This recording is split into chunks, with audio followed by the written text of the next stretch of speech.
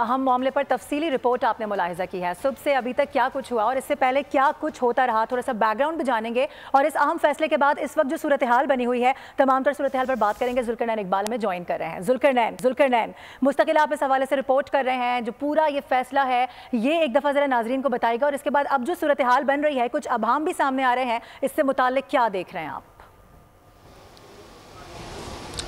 देखिए, सबसे पहले फैसले की जब तक बात करें तो 13 में से 11 जजेस ने ये करार दिया है कि सुप्रीम कोर्ट ऑफ पाकिस्तान का जो फैसला था बल्ले के निशान वाला, उसकी इलेक्शन कमीशन ने सरीहन गलत तशरीह की है और तहरीक इंसाफ को इलेक्शन से बाहर नहीं किया जा सकता था। सिर्फ उनसे इंतखाब निशान वापस लिया गया था। वो सियासी जमात बदस्तूर आइन और कानून के मुताबिक कायम थी और अब भी कायम है। और इवन के जो अक़लियती फ़ैसले हैं 3, उनको भी अगर साथ मिलाया जाए तो चीफ जस्टिस काजी फ़ाइज़ ईसा, जस्टिस याहिया अफरीदी और जस्टिस जमाल बंदोखेल तीनों ने अपने अक़लियती नोट्स में भी ये बात कही है कि पाकिस्तान तहरीक इंसाफ में जो इन लोगों ने PTI के टिकट पर इलेक्शन लड़ा था वो PTI के MNA ही तस्वुर होंगे। ये इस पर 11 जजेस का इत्तफाक हुआ है। इसके अलावा अक्सरियती फ़ैसले में ये भी कहा गया है कि जो PTI के जो अरकान हैं 39 हैं वो उनको शुमार किया गया है। बाकी 41 वो हैं जिन्होंने या वाबस्तगी में आज़ाद ज़ाहिर करके PTI का टिकट दिया था या किसी ने नज़रियाती का टिकट जमा करवा दिया, किसी ने ख़ुद को PTI का ज़ाहिर कर दिया और लेकिन बाद में टिकट वापस लेके आज़ाद तस्वुर हो गए।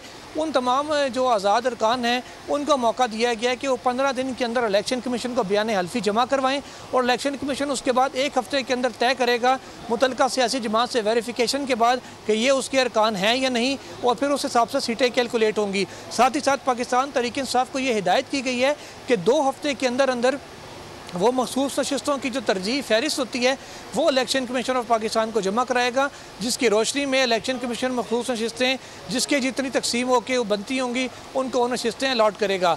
ये मजमूई तौर पर फैसला है सुप्रीम कोर्ट का।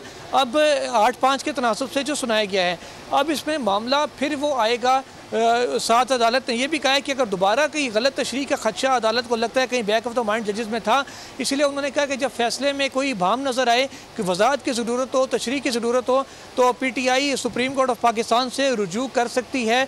और जो 8 जजेस हैं वो इन चैम्बर इस हवाले से दरख्वास्त का जायज़ा लेके जो भी ज़रूरी वजाहत होगी या तशरीह होगी वो जारी करेंगे पाकिस्तान तहरीक इंसाफ की दरख्वास्त पर। अब मामला इलेक्शन कमीशन की कोर्ट में है और PTI और सुन्नी इत्तेहाद काउंसिल के दरमियान है कि कितने लोग उनके इंटैक्ट रह के PTI या सुन्नी इत्तेहाद काउंसिल में से किस जमात का इंतखाब करते हैं। और अगर साहबजादा हामिद रज़ा जैसे उन्होंने PTI का टिकट जमा करवाया था, सुन्नी इत्तेहाद काउंसिल के वो चेयरमैन हैं, अगर वो PTI में शामिल होना चाहते हैं तो उनको सुन्नी इत्तेहाद काउंसिल की जो चेयरमैनशिप है उससे इस्तीफ़ा देना पड़ेगा, क्योंकि कानून के मुताबिक एक शख्स बैक वक्त 2 सियासी जमातों का रुकन नहीं रह सकता। इलेक्शन एक्ट इस हवाले से बहुत वाज़ेह है। अच्छा, तो जो पूरी प्रोसीडिंग हुई और अभी तक जो कुछ मामला हुआ उस पर आप हमें डिटेल बता रहे हैं। एक बड़ा अहम चैलेंज जो इस वक्त PTI के लिए खड़ा हो गया है कि अब ये कागजात लेकर जाएगा कौन और क्या मामला होगा, क्योंकि बैरिस्टर गौर के हवाले से भी एक बात सामने आ रही थी, ये भी आपसे हम जानना चाहेंगे। तो अब आपको क्या लग रहा है, इस पर आपकी जो मालूमात है वो क्या बता रही हैं? फैसले के बाद तहरीक इंसाफ के लिए एक और जो आजमाइश खड़ी हो गई है, इससे मुतालिक ज़रा आगाह कीजिएगा। देखिए, आजमाइश बड़ी तो यही है कि तहरीक इंसाफ इस वक्त कानूनी तौर पे जो इलेक्शन कमीशन में तस्लीम शुदा है वो ना तो कोई चेयरमैन है, ना उनका कोई सेक्रेटरी जनरल है, ना ही उनका कोई और ओहदेदार है।